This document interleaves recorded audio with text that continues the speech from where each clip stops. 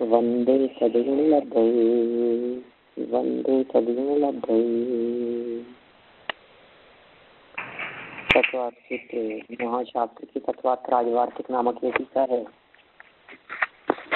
और इसमें दूसरे अध्याय के अंतर्गत चर्चा करते हुए 5 शरीरों की चर्चा काफी कुछ हम यहाँ कर चुके हैं। शरीर 5 हैं, पांचों ही शरीर और उन 5 शरीरों का स्वरूप क्या है। वे शरीर सभी एक दूसरे से सूक्ष्म सूक्ष्म सूक्ष्म होते गए हैं और न केवल सूक्ष्म हुए हैं, उनके प्रदेशों की संख्या भी तेजस के पहले अर्थात आहारक तक तो असंख्यात गुना बढ़ी है और उसके बाद उनके प्रदेशों की संख्या यानी तेजस और कार्मण के अनंत गुणे प्रदेश हैं। प्रदेश का मतलब परमाणु समझना चाहिए। तेजस के परमाणु आहारक से अनंत गुना है और कार्मण के परमाणु तेजस शरीर से भी अनंत गुना है। इस तरह अपने को यहाँ इस बात को समझना चाहिए। फिर अप्रतिघाते कहकर के ये कह दिया था कि भाई ये शरीर किसी को बाधा नहीं पहुंचाते, किसी से टकराते नहीं है, ये सब शरीर प्रतिघात से रहित हैं। अप्रतिघाते, ठीक है ना, ऐसा कहा। फिर अनादि संबंधी से कहकर के और कह दी कि इनका जो संबंध है वो अनादिकालीन है। आपस में तेजस और कार्मान शरीर आज के नहीं हैं, वर्तमान के नहीं हैं, नए नहीं हैं, अनादिकाल से चले आ रहे हैं। और इसका अनेकांतिक ढंग से इसका स्पष्टीकरण करते हुए कहा कि भाई ये जो अनादिकाल से चले आ रहे हैं ना, ये कोई कर्म ऐसा नहीं है जो अनादिकाल से चला आ रहा हो, ये तो परंपरा की दृष्टि से अनादि कह रहे हैं। संतति की अपेक्षा से अनादि कहा गया है। वस्तु स्थिति तो यह है कि कोई भी कर्म 70 कोड़ा कोड़ी सागर से पुराना नहीं है। कोई भी तेजस के परमाणु अनादिकाल से नहीं है। तेजस और कार्मान दोनों ही शरीर रहते सदा साथ में हैं, आत्मा के साथ में रहते हैं, जीव के साथ में रहते हैं, लेकिन सदा से नहीं है। ठीक है, अनादि से हैं लेकिन फिर भी सादी शांत भी है। अनादि अनंत भी है और सादी शांत भी है। प्रवाह और परंपरा की दृष्टि से देखने पर अनादि अनंत है और पर्टिकुलर किसी परमाणुओं की अपेक्षा से देखने पर वे सादी शांत हैं। ठीक है, सर्वस्व सभी जीवों के हैं, किसी के हो और किसी के ना हो ऐसी बात नहीं है। सर्व जीवों के इनका सद्भाव पाया जाता है। ये सर्वस्व शब्द का प्रयोग किया। अब नया सूत्र है 43 नंबर सूत्र, पेज नंबर है 367, 367 पेज पर। तदादीनि भाज्यानि युग पदे कस्मिन्ना चतुरभ्यः। तदादीनि भाज्यानि युग पदे कस्मिन्ना चतुरभ्यः। वापस धीरे धीरे बोलता हूँ, आप बहुत गहराई से उसे देखें, एक एक शब्द जिससे उसका उच्चारण करना आवे, जिससे उसको बोलना आवे हमें।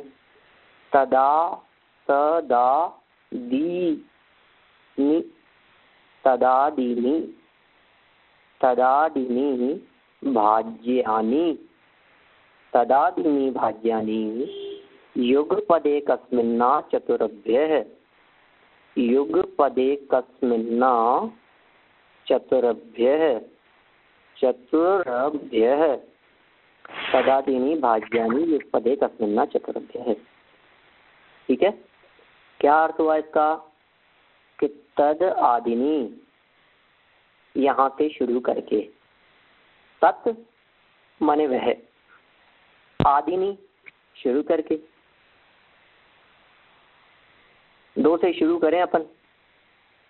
तो सर्वस्व की जो चर्चा हुई ना ऊपर अनादि संबंधी से जो चर्चा चल रही थी, तो तत् शब्द का प्रयोग किसके लिए किया? तत् आदिनी, तत् से शुरू करके, यहाँ से शुरू करके, भाज्यानि विभाजित करते हुए, युगपत एक साथ, एकस्मिन् एक जीव के, चतुर्भ्य 4 शरीर हो सकते हैं, चतुर्भ्य 4 हो सकते हैं। एक जीव के एक समय में 2 से शुरू करके 4 तक शरीर हो सकते हैं। क्या अर्थ निकला, क्या स्वरूप निकला इसका? किसी जीव के कम से कम शरीर हो तो 2 शरीर हो सकते हैं, किसी जीव के इससे ज़्यादा हो तो 3 भी हो सकते हैं, और किसी किसी जीव के एट ए टाइम एक साथ 4 शरीर भी हो सकते हैं।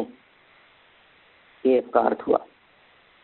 तदादीनि भाज्यानि युगपदे कस्मिन्ना चतुर्भ्य, एक जीव के एक साथ इन 2 शरीरों को लेकर 4 शरीर तक हो सकते हैं। देखें जरा 1 से 6, तत् शब्द से जिन 2 शरीरों का प्रकरण है उनका ग्रहण करना चाहिए। तत् शब्द का अर्थ होता है वह, तत् माने वह, तो तत् से किस चीज का ग्रहण करेंगे? वह कौन? ये जिसकी चर्चा चल रही है, जिसका प्रकरण चल रहा है, जिसकी बात चल रही है। कि बात किसकी चल रही थी? कि तेजस और कारमाण अप्रतिघाते अनादि संबंधे छे, उसी की चर्चा चल रही है।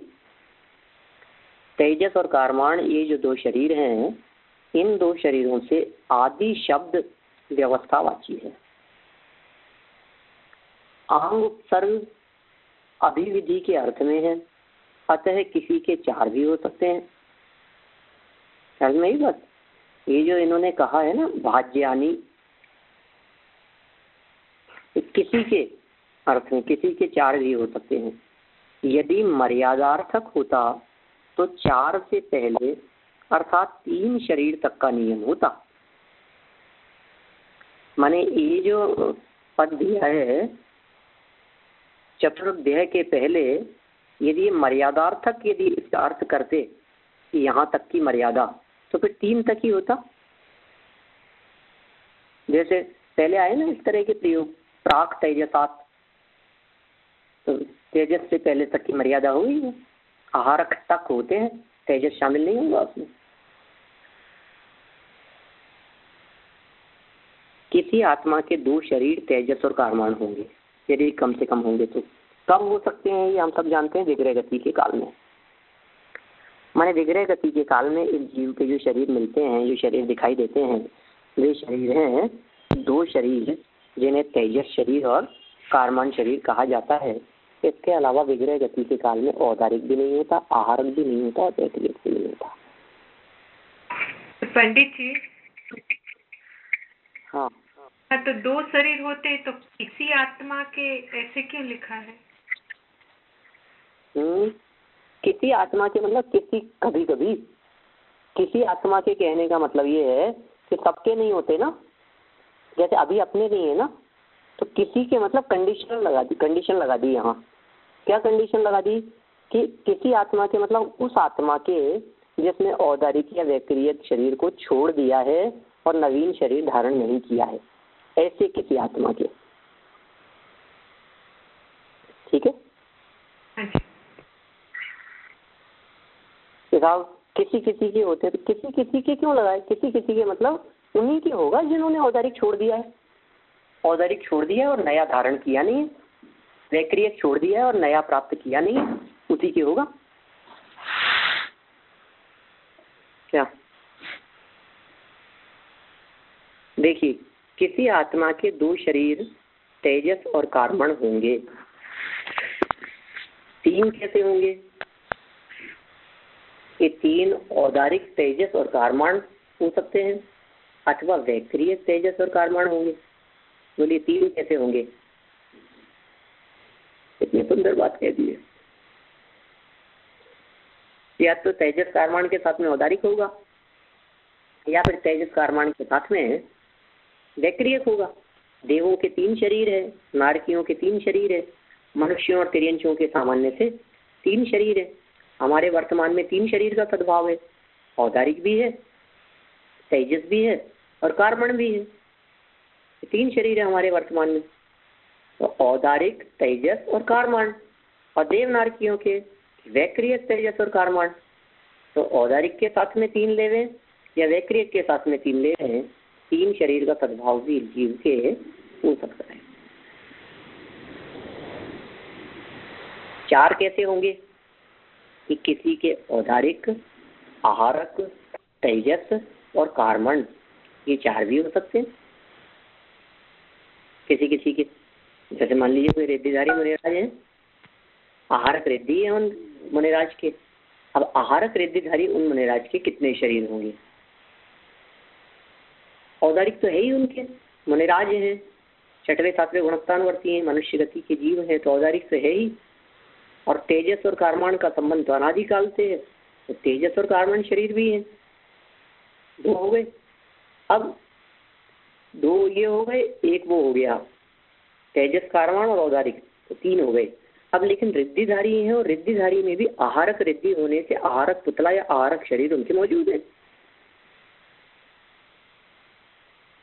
तो 4 हो गए इस तरह से। तो इन्होंने कहा औदारिक, आहारक, तेजस और कारमण, ये 4 भी हो सकते हैं। वैक्रियक और आहारक एक साथ नहीं होते, वैक्रियक और आहारक एक साथ नहीं होते, अतः 5 की संभावना नहीं है। क्योंकि आहारक जिस प्रमत्त संयत मुनि के होता है उसके वैक्रियक नहीं होता, जिन देव और नारकियों के वैक्रियक होता है उनके आहारक नहीं होता। कितना सुंदर तर्क दिया है। कोई मुनिराज, कोई व्यक्ति ऐसा कहे कि जिस तरह से कोई आहारक रिद्धिधारी मुनिराज है उस तरह से कोई वैक्रियक रिद्धिधारी मुनिराज भी हो, कि नहीं, उनके वैक्रियक नहीं होता। जिनके आहारक होता है उनके वैक्रियक नहीं हो सकता, ठीक है। और जिनके वैक्रियक होता है, ऐसे कौन होते हैं कि देव और नारकी होते हैं, ऐसे तो उनके आहारक नहीं हो सकता, क्योंकि आहारक तो 6वें 7वें गुणस्थानवर्ती मुनिराज की होगा 6वें गुणस्थान के काल में।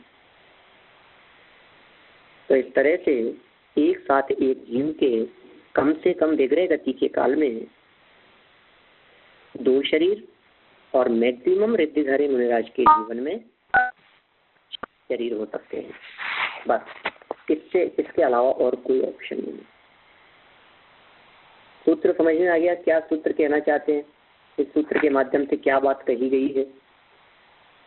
तदादीनि भाज्यानि युगपदे कस्मिन्ना चतुर्भ्य है, इनको आदि लेकर विभाजित करते हुए, भाजित करते हुए युगपत एक जीव के एक साथ 4 शरीर तक हो सकते हैं। किसी की एक ही शरीर हो तो ऐसा होता नहीं। 3 लोक में कोई जीव ऐसा नहीं है जिसके सिर्फ एक ही शरीर हो गए। आपको ध्यान होगा इसी तरह का एक सूत्र अपन ने पहले भी पढ़ा था, उसमें था एकादिनी भाज्यानि युगपदे कस्मिन्ना चतुर्भ्य है, ऐसा कुछ सूत्र था। ध्यान आ रहा है आप लोगों में से किसी को है ध्यान में?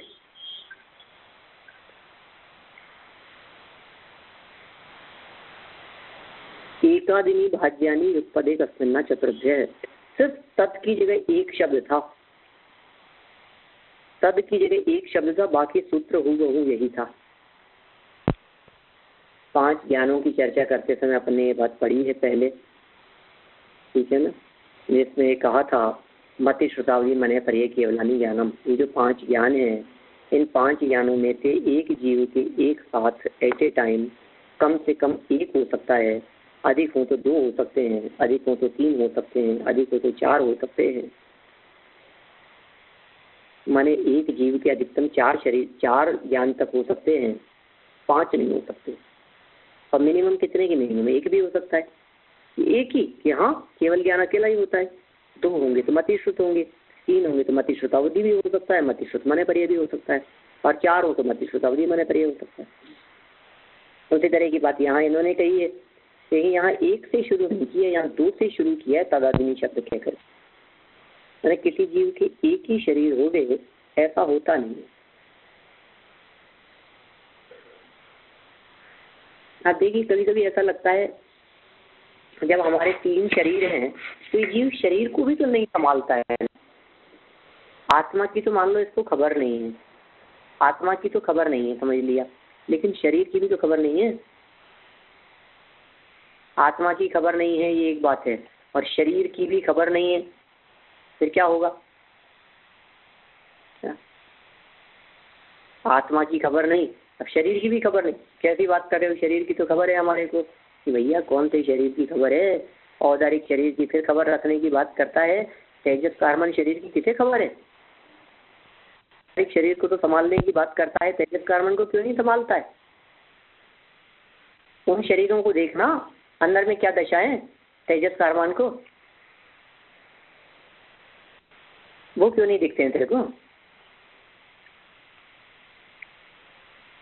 जो व्यक्ति तेजस कार्बन शरीर को देखता हो या पहचानता हो या उसकी खबर रखता हो या उन्हें अपने शरीर में देखता हो, फिर वो उसकी भी खबर रखेगा।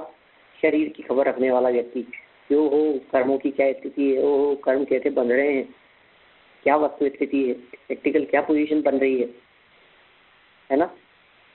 तो कितना सावधान और सतर्क रहने की जरूरत है।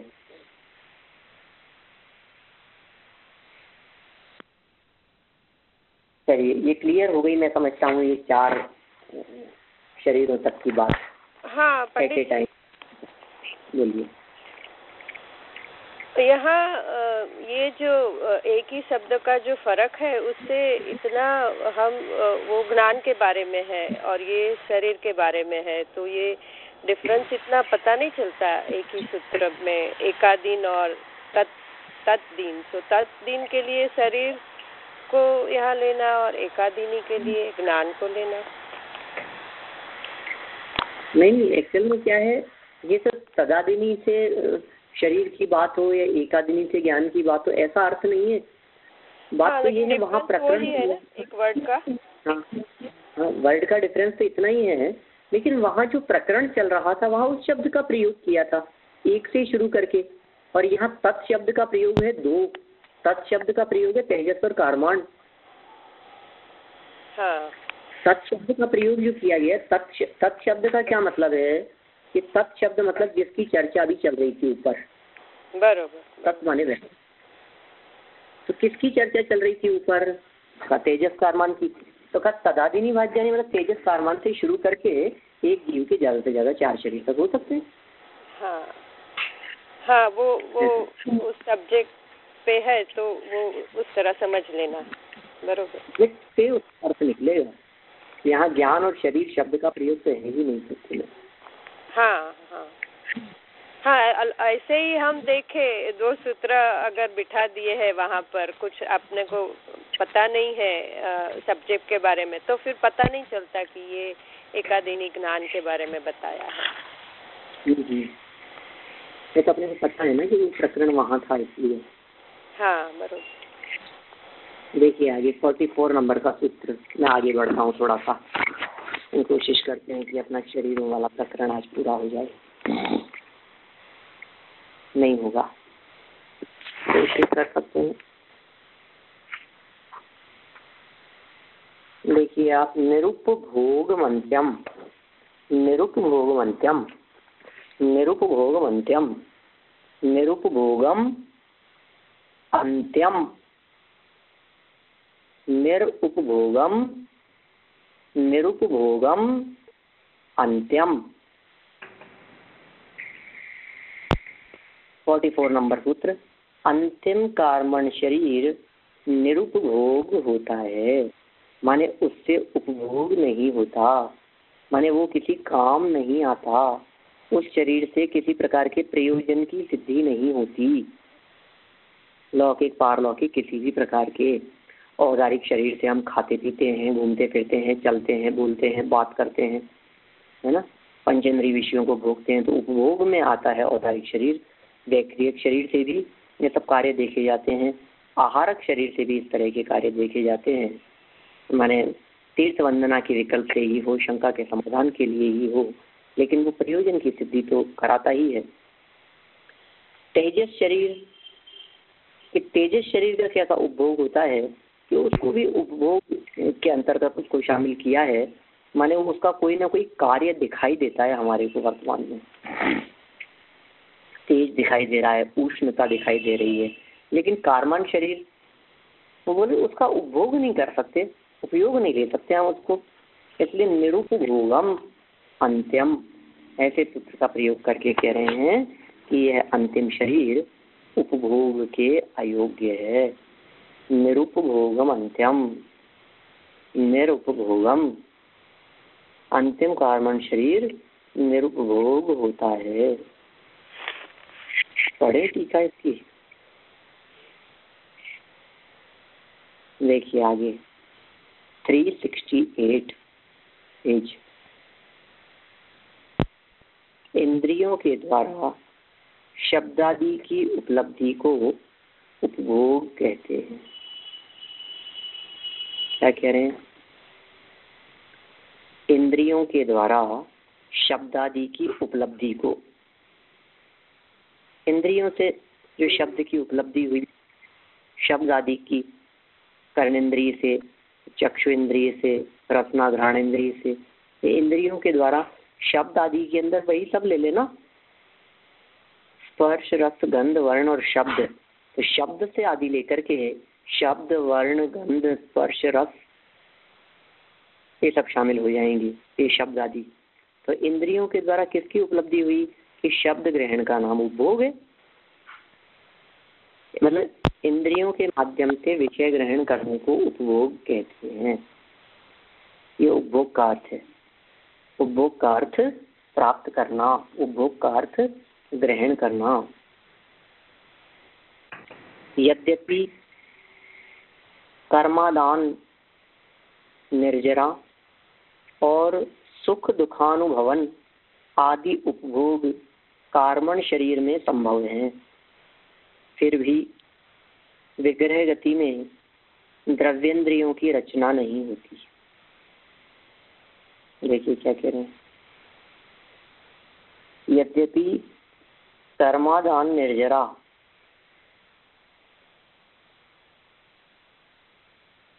और कर्मादान निर्जरा और सुखानुभवन, ऐसा समझो आप, निर्जरा को अलग कर लो। कर्मादान निर्जरा और सुख दुखानुभवन आदि उपभोग कार्बन शरीर में संभव है। कर्मों का ग्रहण, कर्मों का प्राप्त करना, निर्जरा होना, के सुख दुखादि का अनुभव होना, ये भी तो कार्य देखे जाते हैं कार्बन शरीर के, ये सब इसमें संभव है। फिर भी विग्रह गति में द्रव्येंद्रियों की रचना नहीं होती।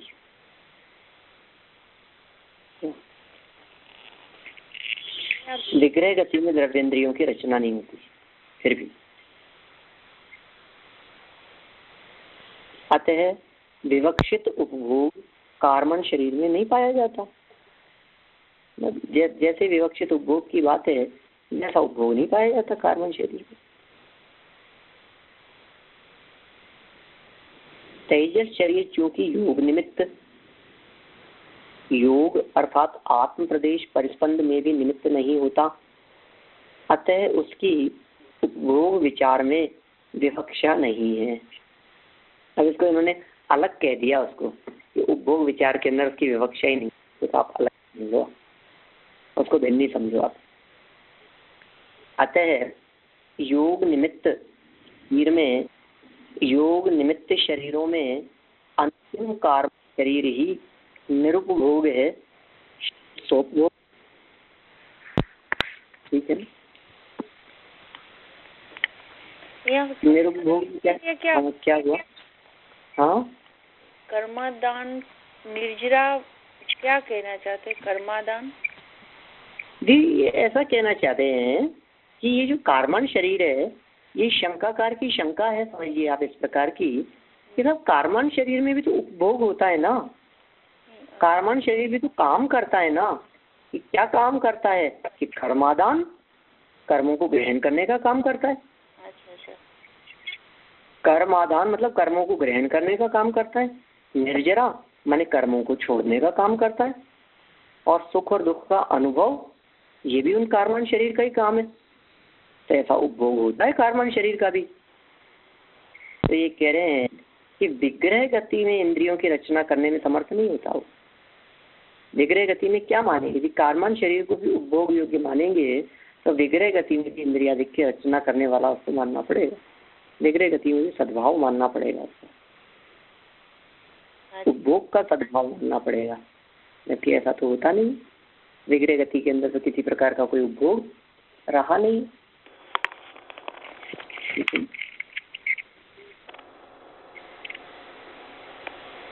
देखिए आगे,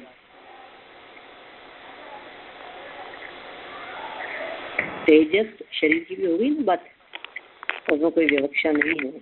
योग निमित्त शरीरों में अंतिम कार्बन शरीर ही निरुपभोग है, शेष सोपभोग है।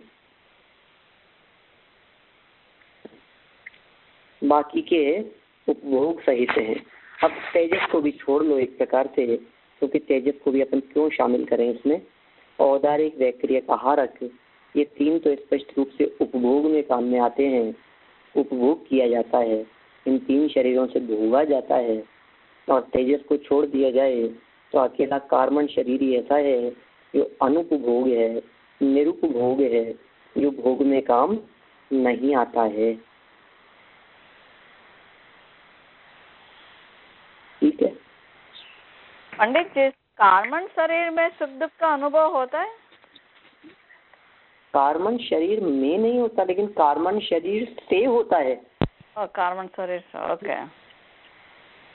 मतलब उसमें तो सुख दुख का अनुभव उस शरीर में नहीं होता, उसकी मौजूदगी में जीवों को होता है। जैसे मान लीजिए विग्रह गति में कोई जीव है, तो विग्रह गति के अंदर सुख दुख है या नहीं है? विग्रह गति में सुख दुख तो है, जो भी होगी इसकी स्थिति, जीव है, आत्मा है, तो सुख दुख तो होगा। तो मतलब तेजस शरीर की या कार्बन शरीर की उपस्थिति में सुख दुख का वेदन होता है। एक अर्थ तो इस प्रकार का लगाना। अच्छा। दूसरा अर्थ इस प्रकार का लगाना कि भाई तेजस शरीर और कार्बन शरीर, या अकेले कार्बन की बात करें अपन, वो तो उपभोग नहीं करता, वो तो सुख दुख का अनुभव नहीं करता, लेकिन उस कार्बन के योग से जो परिस्थितियां बनी हैं उनमें ये जीव सुख दुख का अनुभव करता है। अच्छा अच्छा, अच्छा ठीक है। हाँ, देखिए आगे 45 नंबर का सूत्र है पंडित जी। गर्भ। हाँ हाँ, तो आपने जो बोला ना, तो जो कार्बन शरीर उपभोग नहीं करता है, विग्रह गति में हो या ना हो, कहाँ भी नहीं करता है उपभोग, बराबर? बिल्कुल बराबर। हाँ, तो जो कर्मों का ग्रहण करना, निर्जरा करना, वो जो बोलते हैं वो योग के निमित्त से होता है, इसी प्रकार से बोलते हैं। हाँ, ऐसा ही यहाँ लिखा है ना। अच्छा, तो ग्रहण करना आदि जो बातें हैं, इनको अपन ने कार्बन शरीर के कार्य के अंतर्गत शामिल नहीं किया। मतलब ऐसा होते हुए भी उसको उपभोग में शामिल नहीं किया और उसको निरुपभोग ही कहा गया है। यद्यपि उसके माध्यम से कर्मों का ग्रहण हो रहा है, कर्म छूट रहे हैं, सुख दुख के अनुभव में निमित्त बन रहा है, फिर भी द्रव्येंद्रियों की रचना नहीं होती, इसलिए हमने कह दिया निरुपभोग। हाँ हाँ, माने निरुपभोग कहने के पीछे कई तरह के हेतु हो सकते हैं। हमने यहाँ कौन से हेतु को स्वीकार किया निरुपभोग कह करके? हमने निरुपभोग कह करके इंद्रिय विषयों को प्रमुख रख करके बात की है। इंद्रिय विषयों को भोगने वाला होगा तो उपभोग भोग, और इंद्रिय विषयों को भोगने वाला नहीं होगा तो निरुपभोग। हाँ, विग्रह गति में उपयोग और लब्धि होती है ना? होता है ना, विग्रह गति में ज्ञान शून्य थोड़ी ना हो जाता है। उपयोग तो लक्षण है जीव का। हाँ। और लक्षण किसे कहते हैं? जो लक्ष्य में सदा काल पाया जावे उसे लक्षण कहते हैं। तो विग्रह गति में भी जीव है, विग्रह गति में भी ज्ञान है, विग्रह गति में भी उसमें उपयोग है। उपयोग के बिना कैसे होगा वो?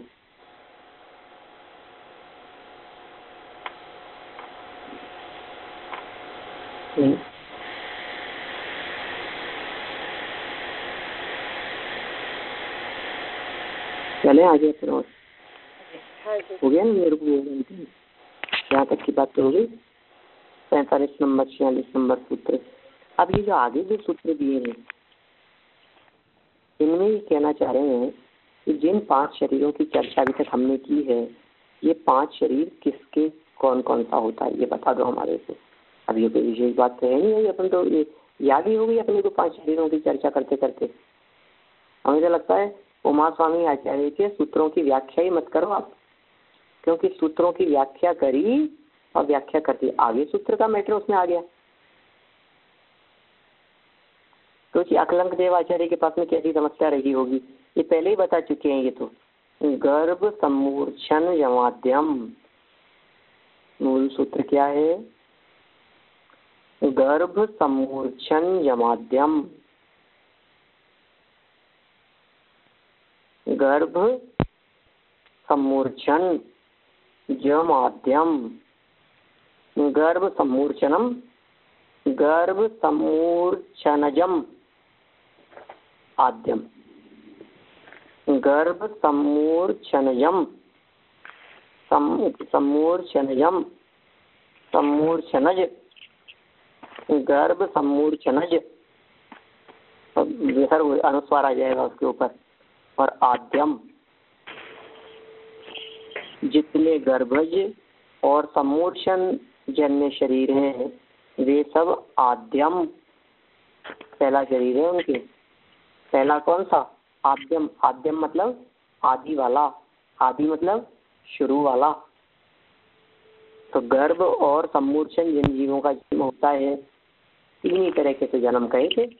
किसी जीव के गर्भ जन्म होता है, किसी जीव के उत्पाद जन्म होता है, किसी जीव के सम्मूर्छन जन्म होता है।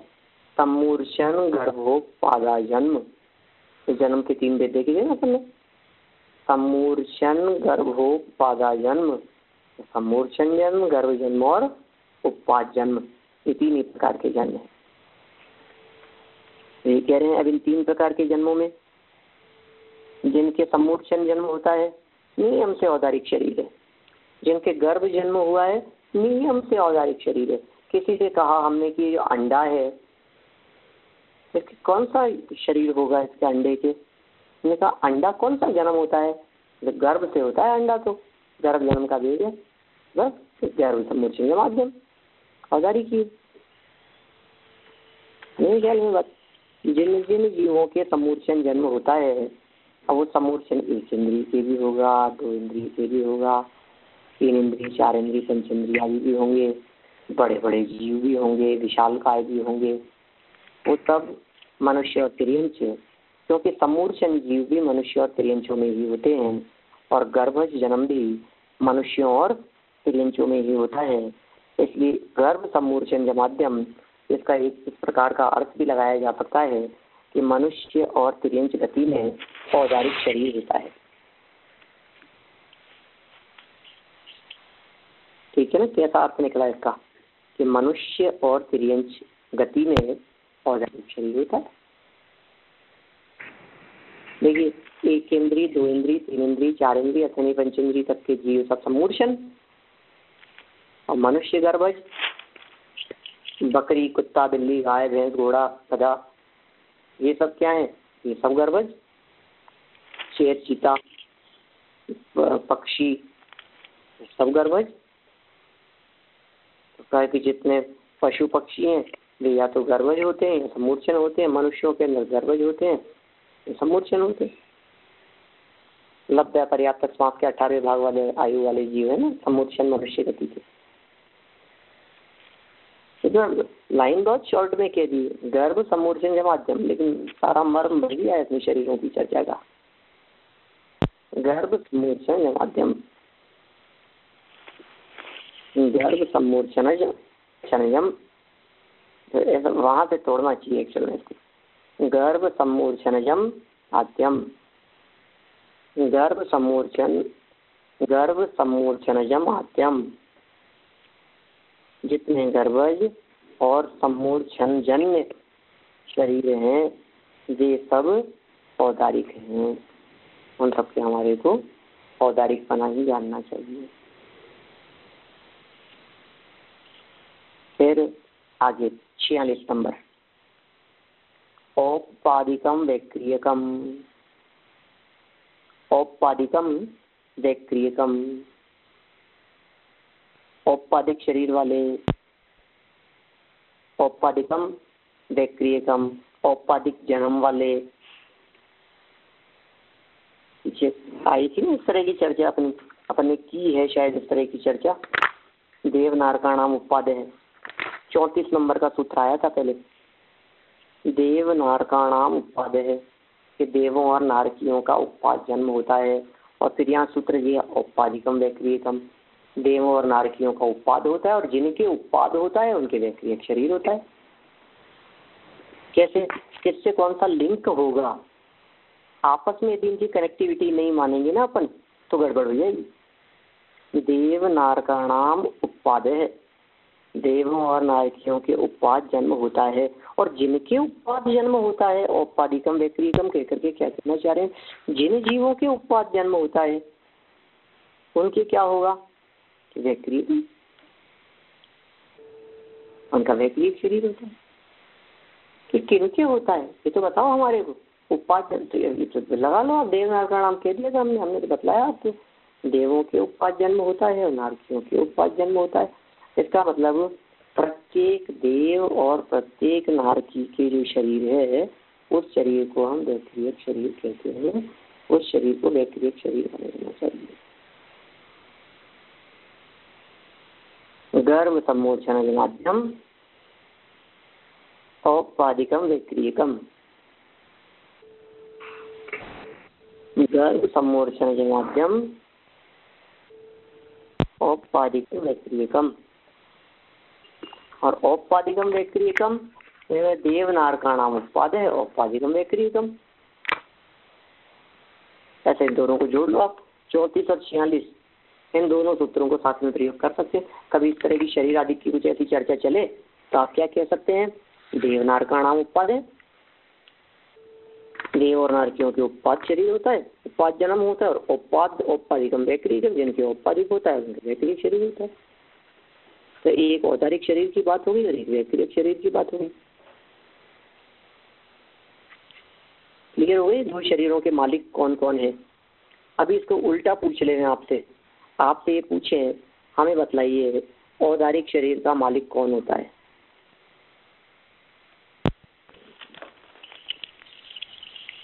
कौन होता है? मनुष्य मनुष्य और तिर्यंश। अच्छा, वैक्रियक शरीर कौन होता है? देव और नारकी। देव और नारकी जी। और यदि उमापति आचार्य के शब्दों में कहें तो क्या कहेंगे? वैक्रियक शरीर का अधिकारी कौन है, मालिक कौन है? वो सूत्र याद नहीं है। देव ऐसे ही कोई बात नहीं, वैक्रियक कम कह सकते हैं और उसके आगे का सूत्र जो आपने कोई बात नहीं। औपपादिकम वैक्रियकम भी कह सकते हैं, या ये भी कह सकते हैं वैक्रियक शरीर किसके होता है? तो कहा उपाद जन्म वालों के। औपपादिकम वैक्रियकम का क्या अर्थ होगा? तो कहा वैक्रियक शरीर किसके होता है? उपाद जन्म वालों के होता है बस। अब फिर फर्दर क्वेश्चन आगे खड़ा होगा, उपाद जन्म किसके होता है? ये तो हमारे को पता ही नहीं। कैसे पता नहीं है? भूल गए आप? क्लास में पढ़ाया था पहले, जाओ पहले रिवीजन करो, वापस देखो अपने विषय को। आपको कैसे याद नहीं है? इसलिए उमा स्वामी आचार्य ने ये नहीं कहा देव नारकाणाम वैक्रियकम, समझना। आप ये भी लिख सकते थे ऊपर मनुष्य त्रिंचाणाम आद्यम, ऐसा भी लिख सकते थे। 45 और 46वें सूत्र को बदल करके क्या किया जा सकता है? 45वें सूत्र को बदल करके लिखते मनुष्य त्रिंचाणाम आद्यम और देव नारकाणाम वैक्रियकम, देव नारकम वैक्रियकम, ऐसा सूत्र का अर्थ निकलता।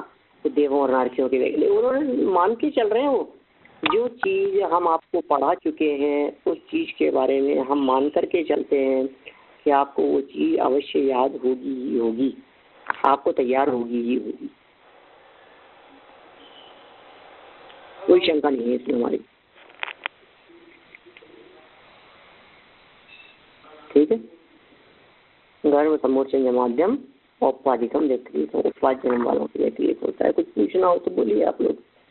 तो में अर्थ लिखा है नीचे, उपाद जन्य यावत शरीर व्यक्रियत है।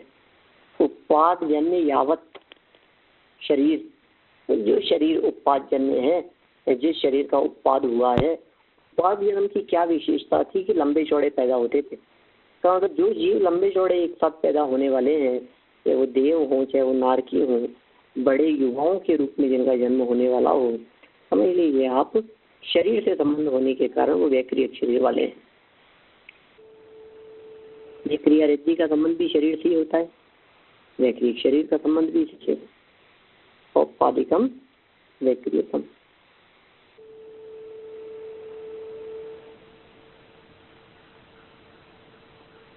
इस तरह ये 5 शरीरों की चर्चा एक प्रकार से यहाँ अधूरी सी पूरी हो गई है।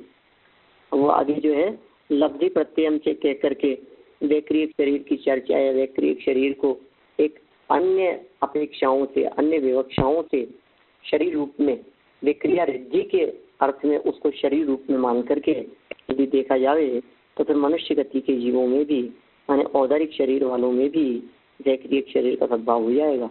ऐसी जो व्याख्या है, ये व्याख्या आगे है, ये 47 नंबर के सूत्र में कर रहे हैं, 47 नंबर का सूत्र, लब्धि प्रत्ययम छे, ऐसा एक मूल सूत्र दिया है। लब्धि प्रत्ययम, प्रत्यय कहते हैं निमित्त को, लब्धि कहते हैं रिद्धि को। लब्धि प्रकट हो गई है, माने कोई रिद्धि प्रकट हो गई है। लब्धि प्रत्ययम मतलब निमित्त। किसकी चर्चा चल रही? जिस व्यक्रियत की अभी ऊपर बात कही थी, जोड़ेंगे तो उसी से। लब्धि प्रत्ययम से मतलब व्यक्रियत शरीर रिद्धि निमित्तक भी होता है। ऐसा पहले तो व्यक्रियत शरीर की बात समझो, कुछ नहीं, कोई लिंक नहीं है, कोई शब्द देने की जरूरत नहीं, अपने आप जो सूत्र पीछे कहा था उस सूत्र से ऑटोमेटिकली आगे वाला सूत्र स्वयं जुड़ जाता है। और सच बात तो यही है कि उमा स्वामी आचार्य ने जब ये सूत्र लिखा था तो उमा स्वामी आचार्य ने देखा नहीं था कि इनकी व्याख्या भी होंगी। तो कंटिन्यू सूत्र सूत्र यदि आप रख लो, आगे पीछे वाले ही तो शब्द हैं। तो व्यक्रियत शरीर को रिद्धि निमित्तक भी यदि माना जावे तो उसमें कोई आपत्ति नहीं है। और अनेक भावलिंगी संत ऐसे होते हैं जिनकी विक्रिया नाम की रिद्धि जीवन में प्रकट हो जाती है। इस तरह से औपाधिकम व्यक्रियतम, ऐसा औपाधिक शरीर वालों के व्यक्रियत समझना चाहिए। ठीक है। लब्धि प्रत्ययम से लब, हाँ बोलिए पंडित जी। हाँ, आप बोला कि व्यक्रियत शरीर में जो लब्धि निमित्त है और कार्मण शरीर में और जो योग का निमित्त है, तो तेजस शरीर में कौन सा निमित्त है? तेजस शरीर तो स्वयं ही शरीर है ना। व्यक्रियत शरीर में लब्धि निमित्तक है ऐसा नहीं, व्यक्रियत शरीर तो स्वतंत्र है, लेकिन विक्रिया नाम की रिद्धि से जो प्राप्त होता है उसको भी उपचार से व्यक्रियत शरीर कह सकते हैं अपन। हाँ, तो जो उसकी जो क्रिया में जो लब्धि वो लब्धि निमित्त है, तो इसीलिए जैसे तेजस में भी आप बोलते हैं कि उसमें भी उपभोग तो है, तेजस शरीर में भी। हाँ, तो ये बात आगे कहने वाले हैं ना, आगे तेजस्मपि सूत्र दिया है आगे 48 नंबर का। अच्छा, लब्धि प्रत्यय सूत्र के बाद में इसके नेक्स्ट वाला जो सूत्र है अपन कल पढ़ेंगे उस सूत्र के संदर्भ में। उस सूत्र में कहा है कि तेजस शरीर में भी इस प्रकार की रिद्धि होती है, वो भी रिद्धि निमित्तक होता है। ये बात कही है आगे, कल करते हैं चर्चा। अभी की बात को मैं यहीं रख देता हूँ, एक बार निर्माण स्थिति बोलते हैं। वाणी के ज्ञान से तुझे लोकालोक, तो वाणी मस्तक नमो सदा देत हूँ लोक, सदा देत हूँ लोक। 9 बाणों का